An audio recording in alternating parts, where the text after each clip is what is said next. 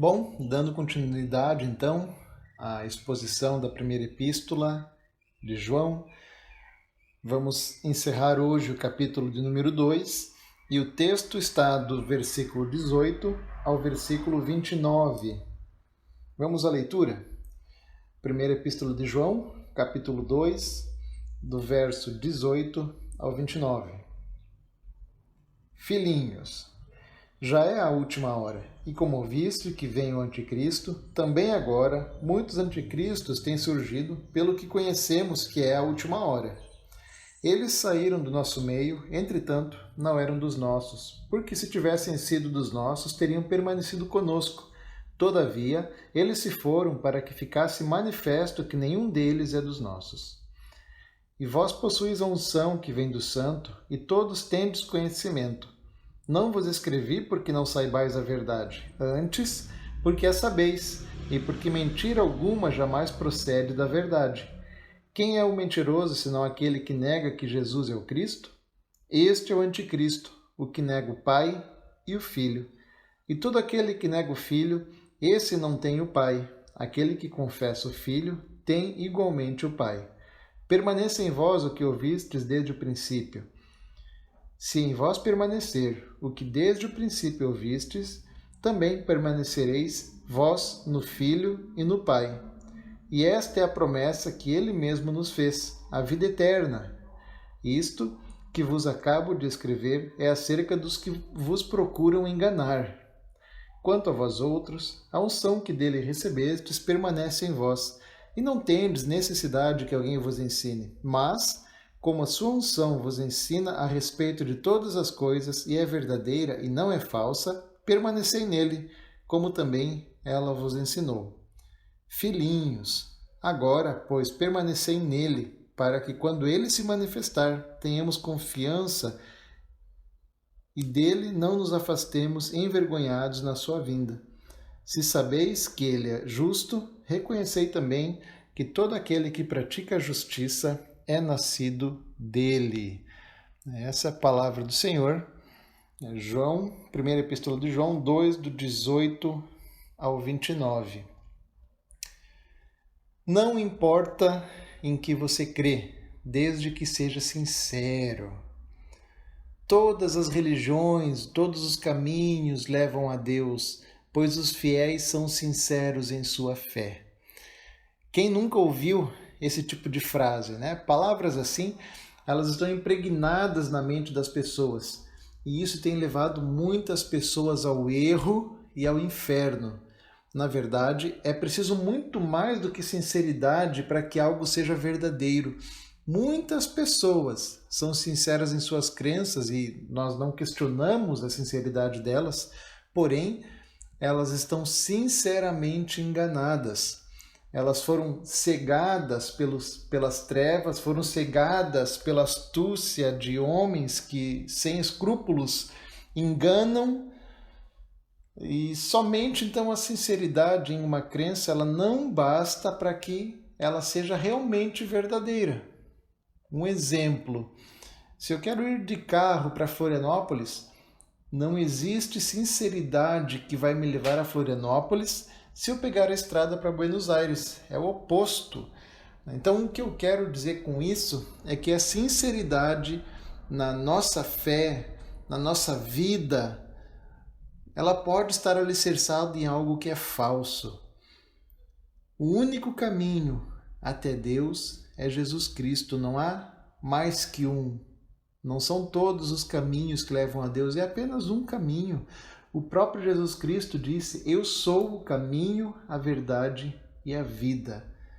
Então, a pessoa compreende isso, quando ela compreende isso, ela constrói a sua vida sobre a verdade, e não sobre superstições, não sobre experiências pessoais, não sobre mentiras.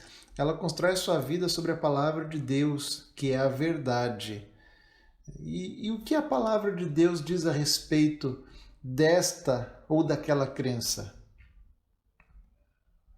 Até aqui, o apóstolo João, inspirado pelo Espírito Santo, ele advertiu seus leitores sobre o conflito que há entre luz e trevas, né? Do João capítulo 1 João capítulo 1, do verso 1 até o capítulo 2, verso 6. João vai estar falando do conflito entre luz e trevas. E ele vai falar também entre o amor e ódio, do capítulo 2, verso 7 até o verso 17, que é a mensagem anterior a essa, né? O sermão anterior a esse.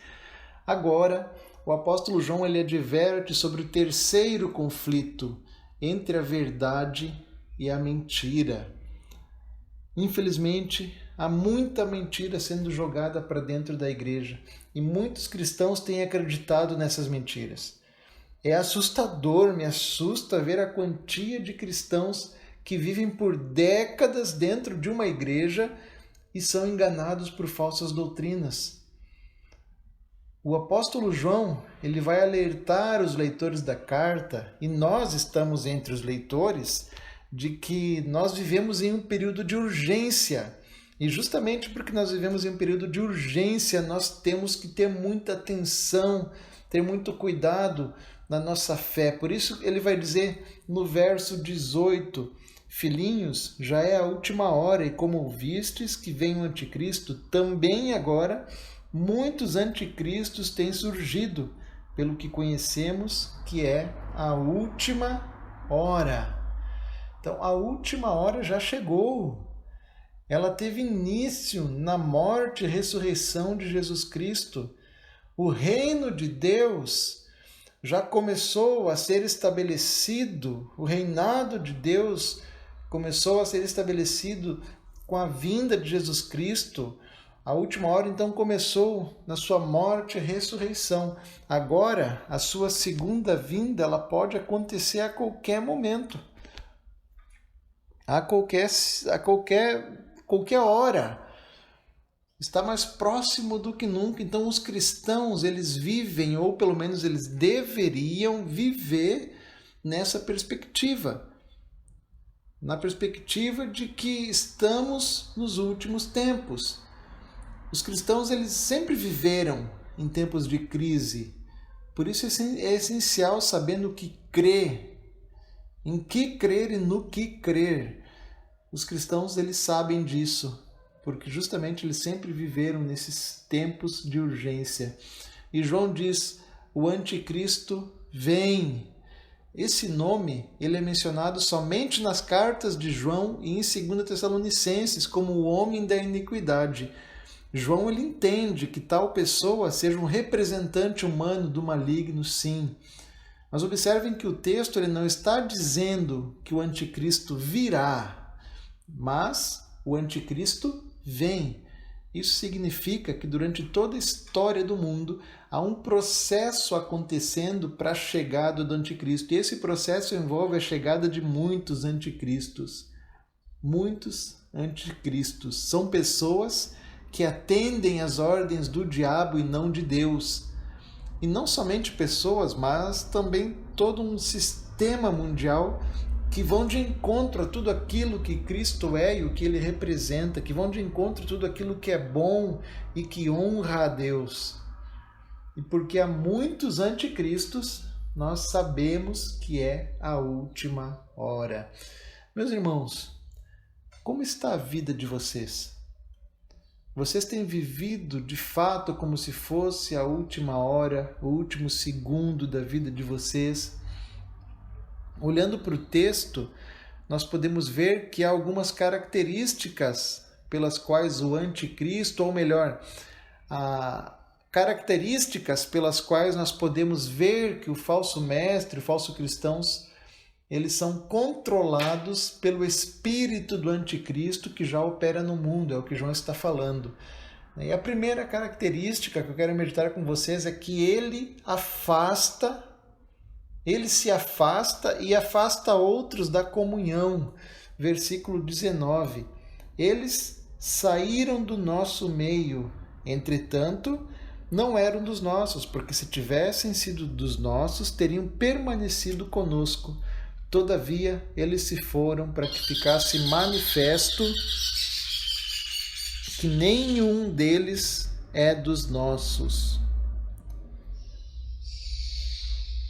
Infelizmente, nem todos os que fazem parte da membresia de uma igreja são necessariamente cristãos genuínos.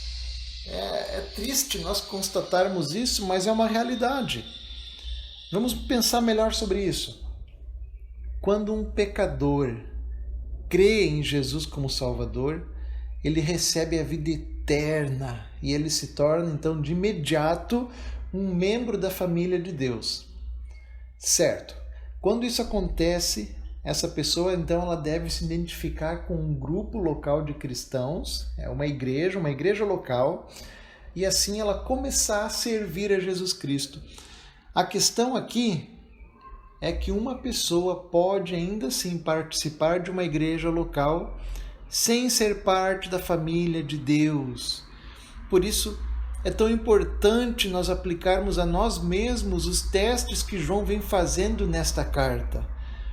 Um dos sinais de uma vida cristã autêntica é o desejo de estar reunido com o povo de Deus. 1 João 3,14, João vai dizer: nós sabemos que já passamos da morte para a vida porque amamos os irmãos.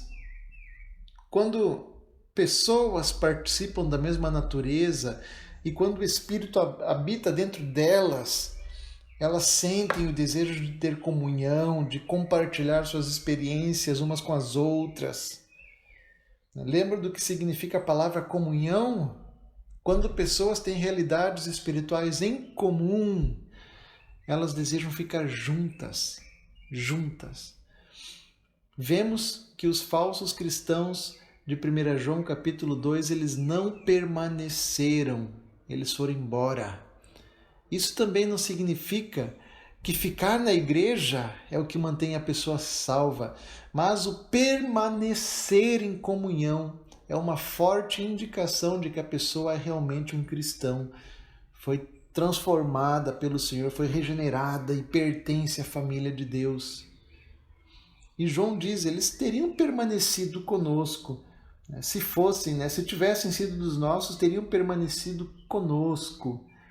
Isso sugere que aqueles que são verdadeiramente salvos nunca abandonarão a Cristo e nunca abandonarão a comunhão dos santos, a igreja local. Mas eles são guardados pelo poder de Deus, pela graça de Deus. João vai dizer que aquelas pessoas saíram para que ficasse manifesto que eles não pertenciam ao povo de Deus. João disse, eles saíram do nosso meio, entretanto, não eram dos nossos, porque se tivessem sido dos nossos, teriam permanecido conosco. O apóstolo ele está nos mostrando que há um propósito divino para a saída dessas pessoas. E nós temos que entender isso como igreja ainda hoje. Se por um lado nós devemos nos entristecer porque alguns saíram da igreja, isso realmente entristece o nosso coração, nós não queremos ver isso. Por outro lado, nós devemos dar graças ao Senhor porque às vezes Ele decide manifestar à sua igreja a vida e as obras de falsos cristãos para que realmente fique manifesto que nenhum deles realmente fazem parte da família de Deus, que nenhum deles são dos nossos, como João fala aqui no final do verso 19. As obras, elas podem revelar a sinceridade ou a falsidade do coração de uma pessoa. Nem sempre quem faz boas obras tem um coração transformado por Deus. A pessoa pode fazer boas obras por dor na consciência, como barganha com Deus, por achar que vai ganhar algo em troca, por fazer bonito aos outros. Então é possível ter boas obras e ser falso, mas é impossível ser um cristão verdadeiro e não ter boas obras. E nas boas obras está a comunhão com os irmãos e com a igreja local. Pessoas que não têm um coração transformado por Deus e que fazem boas obras ou insistem em permanecer na igreja apenas por dor na consciência ou por achar que vai ganhar algo em troca. Pessoas assim, elas são uma pedra de tropeço na igreja do Senhor. Elas vivem dando trabalho, elas vivem prejudicando a imagem da igreja sob pretexto de serem fiéis defensores da verdade. E assim elas acabam prejudicando outros, afastando-os da comunhão. Uma outra característica de um anticristo. A primeira característica de alguém controlado pelo espírito do anticristo é que ele se afasta e ele afasta outros da comunhão. Segunda característica, ele nega a fé. Pode demorar anos para que isso aconteça, mas ele nega a fé. Versículo 20, João diz o seguinte: e vós possuís a unção que vem do Santo, e todos tendes conhecimento. Os cristãos, eles foram ungidos com o Espírito Santo e tiveram o coração e a mente abertos para que pudessem conhecer a verdade salvadora. O cristão não é alguém sem conhecimento da verdade. Ele conhece a verdade, ele sabe a respeito de Jesus Cristo. De outra forma, ele nem poderia ter sido salvo. E João continua, então, no verso 21 e 22, dizendo: não vos escrevi porque não saibais a verdade, antes porque a sabeis, e porque mentira alguma jamais procede da verdade. Quem é o mentiroso, senão aquele que nega que Jesus é o Cristo? Este é o anticristo, o que nega o Pai e o Filho. Então, os cristãos, eles conhecem a verdade. E por conhecerem a verdade, eles são capazes de reconhecer as mentiras dos falsos mestres. Uma das mentiras contadas pelos falsos cristãos do tempo de João era de um suposto conhecimento, de uma suposta unção que haviam recebido de Deus. E afirmavam eles ter uma unção especial de Deus, que lhes dava um conhecimento diferente dos demais cristãos. Eles diziam estar em um nível mais acima, mais elevado do restante das pessoas. Mas agora, será que sou apenas eu que percebo algo parecido ainda nos dias de hoje?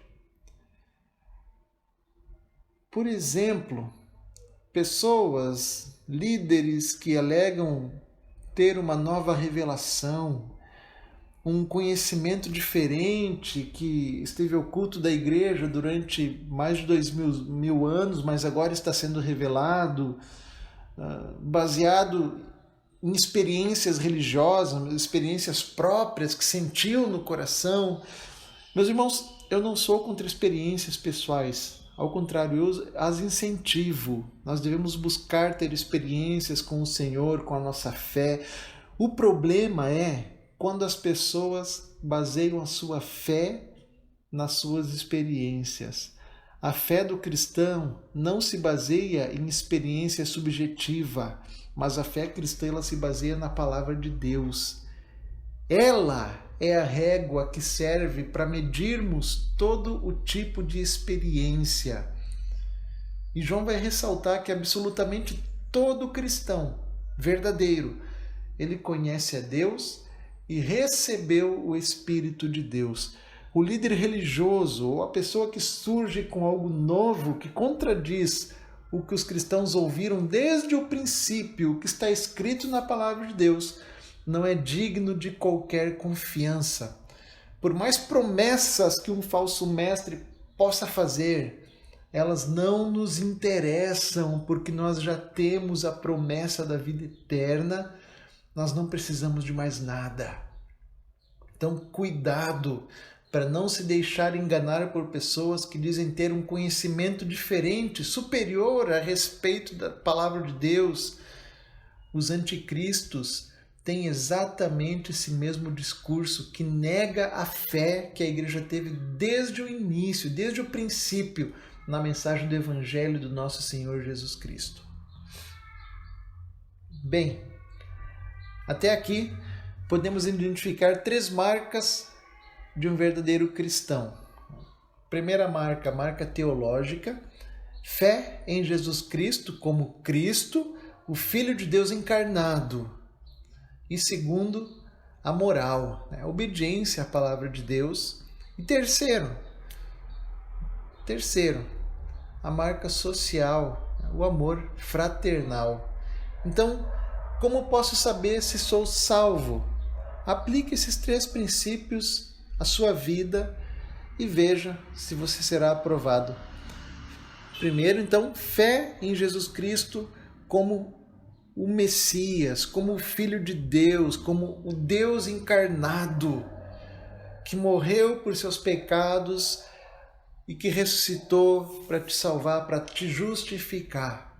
Segundo lugar, a moral, a obediência à palavra de Deus, você guarda e obedece à palavra do Senhor. Em terceiro lugar, a marca social, que é o amor fraternal, o amor entre os irmãos, com os cristãos da igreja local, e esse amor extrapola a igreja local e atinge todos os outros cristãos. Então aplique esses 3 princípios à sua vida e veja se você será aprovado. Versículo 23, continuando com a carta de João. Todo aquele que nega o Filho, esse não tem o Pai. Aquele que confessa o Filho tem igualmente o Pai.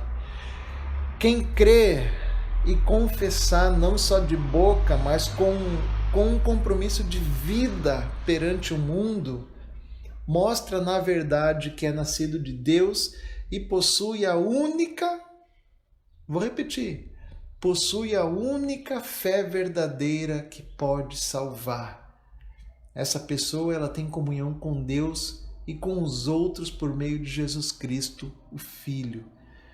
Aqui então se destrói toda aquela crença popular que as pessoas vivem papagaiando por aí de que todos são filhos de Deus. Isso não é verdade, a Bíblia não ensina isso.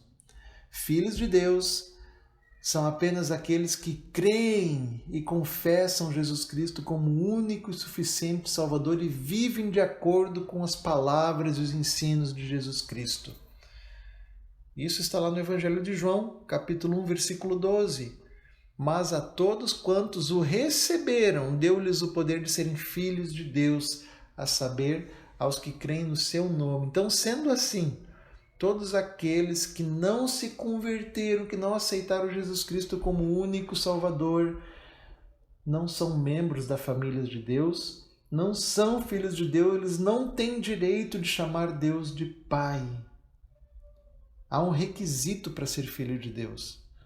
E o único requisito para o homem se tornar filho de Deus é crer em Jesus Cristo, em sua vida e na sua obra na cruz do Calvário, na sua ressurreição, abandonando todas as outras crenças e tendo somente Cristo e somente Ele como única esperança para a sua salvação, como seu único Salvador e Senhor. Versículo 24 e 25. Permaneça em vós o que ouvistes desde o princípio. Se alguém permanecer, se em vós permanecer o que desde o princípio ouvistes, também permanecereis vós no Filho e no Pai. Verso 25. E esta é a promessa que Ele mesmo nos fez, a vida eterna. O que aqueles cristãos a quem João escreveu essa carta ouviram desde o princípio? Que mensagem foi essa? A mensagem original e salvadora da morte de Cristo pelo pecado. E também a vitória de Jesus sobre a morte. Ao terceiro dia, Ele ressuscitou. O nosso Senhor, Ele está vivo hoje.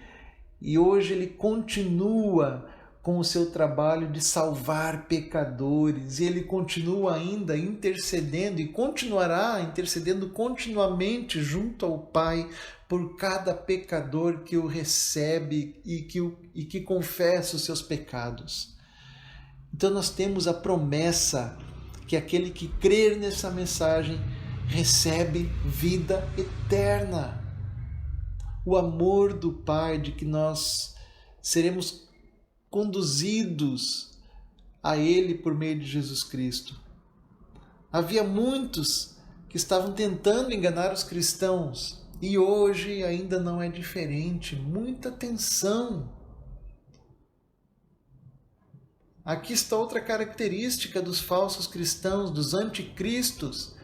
Eles tentam enganar os fiéis. Versículo 26 a 27.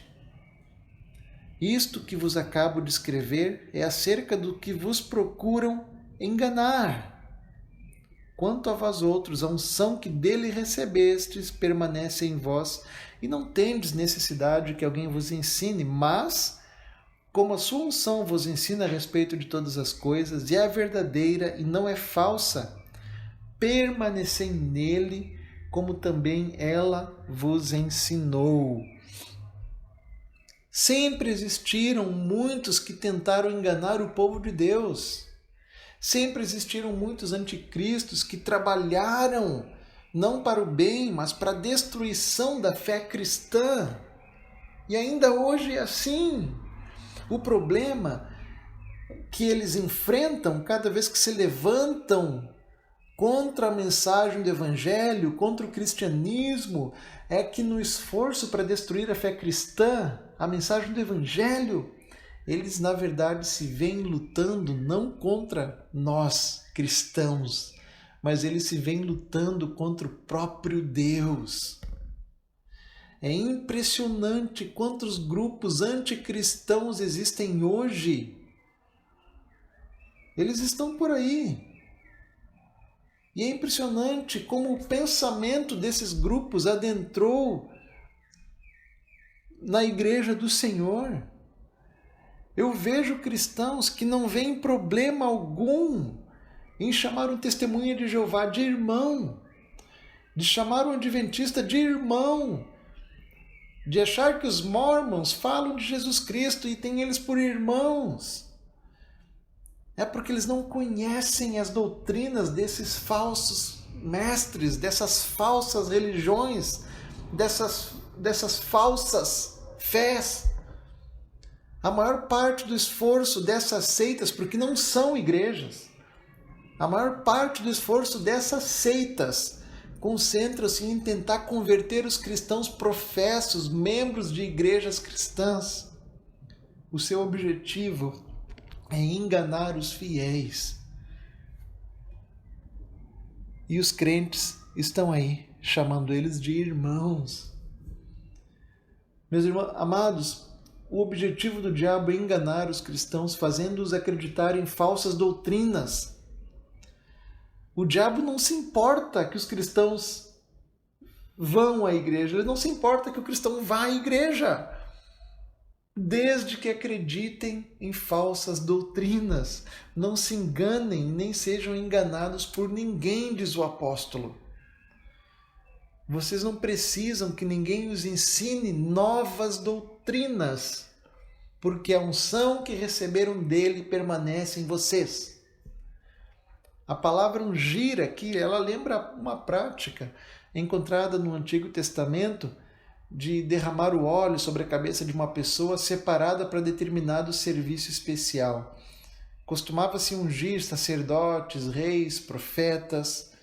O cristão no Novo Testamento não é mais literalmente ungido com óleo, por mais que essas práticas ainda sejam comuns em algumas igrejas.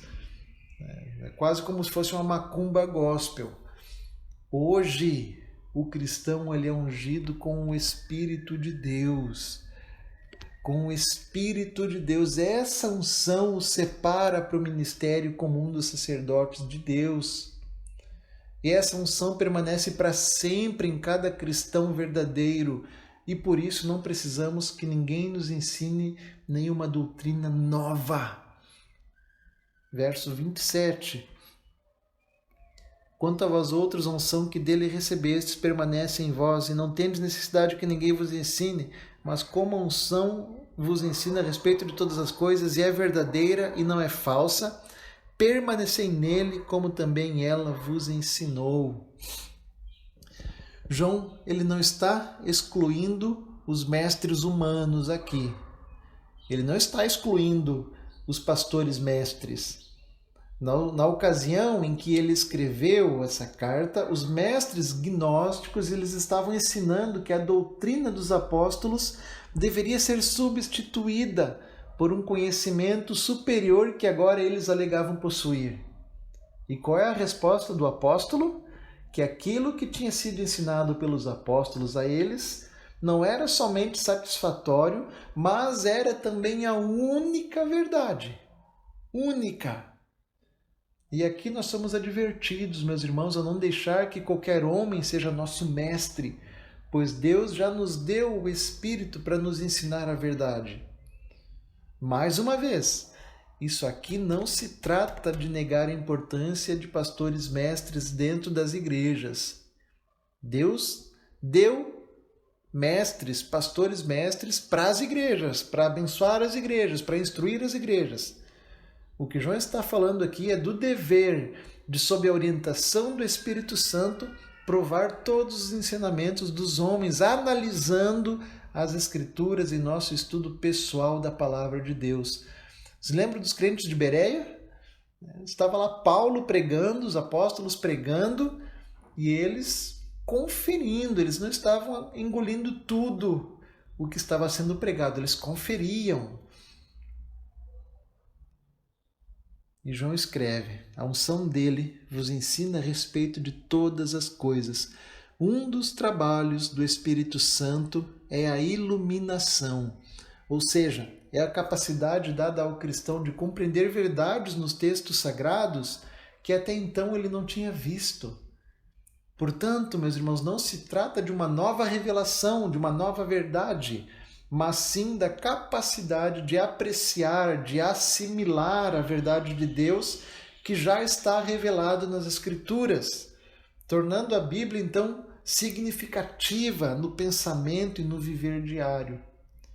O Espírito ensina a respeito de todas as coisas. Verso 27, é o que João falou.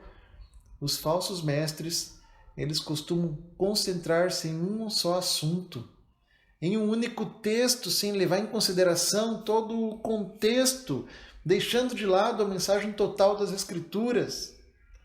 Jesus Cristo diz que é preciso viver de toda a palavra que procede da boca de Deus. Mateus 4,4. Em Atos dos Apóstolos, capítulo 20, verso 27, o apóstolo Paulo disse que ele fazia questão de pregar todo o desígnio de Deus. Quando ignoramos qualquer parte da Bíblia, a deixando de fora, nós vamos arrumar sérios problemas para nós, sérios problemas para nossa família e também para a igreja do Senhor. Verso 28 e 29. Filhinhos, agora, pois, permanecei nele, para que quando ele se manifestar tenhamos confiança e dele não nos afastemos envergonhados na sua vinda. Se sabeis que ele é justo, reconhecei também que todo aquele que pratica a justiça é nascido dele. Percebam que João ele utiliza aqui 3 palavras importantíssimas e que devem servir de estímulo a uma vida em comunhão com Deus, que é Pai, Filho e Espírito Santo. João vai utilizar aqui as palavras permanecer, manifestar e a palavra vergonha. Preste muita atenção, eu já estou terminando. Primeira palavra, permanecer. Amados, ninguém é cristão sem permanecer em Cristo e na comunhão com os irmãos. Este foi um dos temas, um dos principais temas, é um dos temas dos primeiros capítulos dessa carta. Só permanece em Cristo crendo na verdade, obedecendo à verdade e amando os outros cristãos. Obediência, amor e verdade.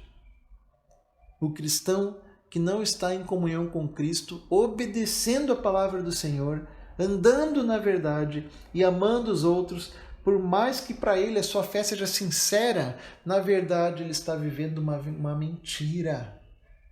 E a solução para isso é confessar o pecado e pedir perdão a Deus. João já nos deu o caminho. No capítulo 1, verso 9, Se confessarmos nossos pecados, Ele é fiel e justo para nos perdoar os pecados e nos purificar de toda iniquidade. Mas a segunda palavra que João utiliza, manifestar. Filhinhos, agora pois permanecei nele, para que quando ele se manifestar. João aqui está falando claramente sobre a volta de Cristo. O fato de Jesus Cristo voltar a qualquer momento deve ser um incentivo para que para que você, para que nós vivamos em comunhão com Ele, em obediência à Sua palavra e em amor com os outros cristãos. Esse motivo faz com que João utilize a terceira palavra. Ele vai utilizar aqui a palavrinha envergonhados. Quando ele se manifestar, tenhamos confiança e dele não nos afastemos envergonhados na sua vinda. Sabe, meus irmãos, alguns ficarão envergonhados na vinda do Senhor. A palavra de Deus ela vai nos falar sobre recompensas, sobre galardões. Galardões são recompensas por serviços valiosos. A gente vê a referência a esses galardões em Mateus 5, 12, Mateus 10, do verso 40 a 41, 1 Coríntios capítulo 3. Você já pensou em viver para ser recompensado não só com a vida eterna, mas com galardões? Nós somos advertidos em 1 Coríntios capítulo 5, Colossenses 2, Apocalipse 3 e em vários outros textos, vários outros lugares, a vivermos de tal maneira que não venhamos a perder o nosso galardão. Não estou falando de salvação, estou falando de galardão, recompensas. E eu creio que é sobre isso que João está falando nesse trecho. O cristão que viveu de maneira relaxada, não andou em obediência muitas vezes, em amor e verdade, ele perderá sua recompensa e ficará envergonhado. Todos aqui desejam, com todas as forças, conhecer pessoalmente o nosso Senhor quando Ele voltar? Você já imaginou chegar esse grande dia, o dia mais esperado por todos os homens, desde Adão, o dia mais esperado da história, o dia mais esperado da criação.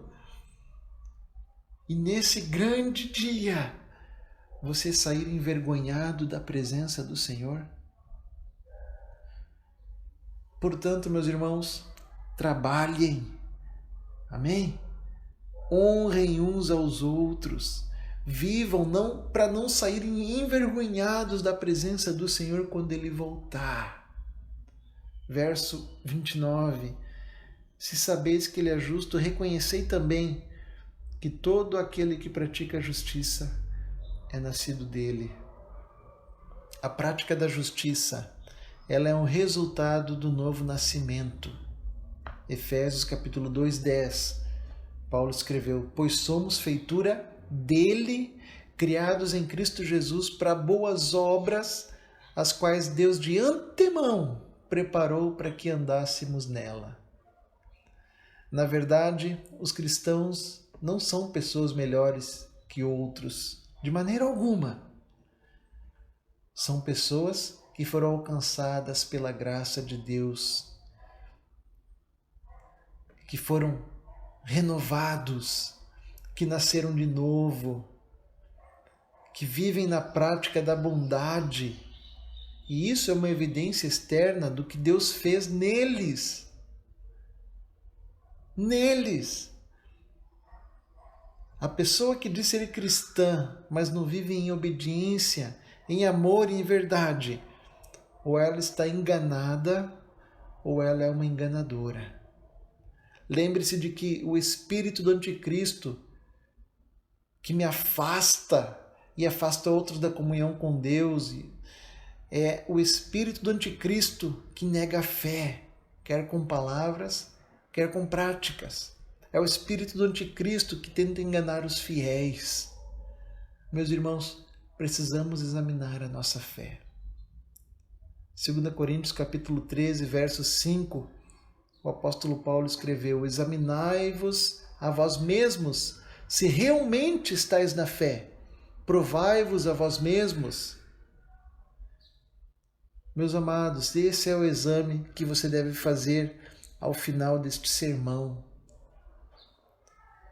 Nossa vida realmente traz as marcas da obediência, do amor e da verdade? Nossa vida cristã é real, genuína, é autêntica? Ou é uma imitação barata de tudo isso? Talvez analisando as marcas que você traz em sua vida, você chegou à conclusão de que estava enganado. Pensava estar salvo quando na verdade estava perdido. Esse é um dos ensinamentos, aliás, do filho pródigo. O irmão mais velho, ele estava perdido dentro da própria casa. Talvez você, esta manhã, tenha descoberto que está perdido dentro da própria casa, mas quer agora ser salvo. Isso não é vergonha alguma, isso é motivo de alegria, porque você acordou do engano. Eis a solução, o apóstolo João já nos deu. Capítulo 1, verso 9. Se confessarmos os nossos pecados, Ele é fiel e justo para nos perdoar os pecados e nos purificar de toda injustiça. Talvez você hoje precise literalmente ser salvo. Talvez tenha colocado a sua fé e expectativas em muitos lugares, em religiões, mas hoje quer que Jesus Cristo seja o único Salvador, seu único suficiente Salvador. Deixa eu te dizer uma coisa, esse pode ser o melhor dia da sua vida. Diga a Jesus ainda hoje: Senhor, eu andei sinceramente enganado. Hoje eu peço que me perdoe e que me aceite. Talvez você até tenha certeza da sua salvação, mas precisa rever o seu amor e comunhão com Deus e com os irmãos. Precisa consertar-se com Deus ou com algum irmão. A solução, João já nos deu. Meus filhinhos, escrevo-lhes estas coisas para que vocês não pequem, mas, se alguém pecar, temos advogado junto ao Pai, Jesus Cristo, o justo. Esse é o dia para você sair daqui renovado em sua fé, renovado em sua força, renovado na sua comunhão com Deus e com seus irmãos, renovado em sua alegria, tendo a certeza da sua salvação. Saiam daqui essa manhã e vivam para a glória do Senhor, se satisfazendo nele, em seus lares, nos trabalhos, em relacionamentos. Sejam uma bênção para as pessoas que cercam vocês, para essa sociedade. Vamos orar.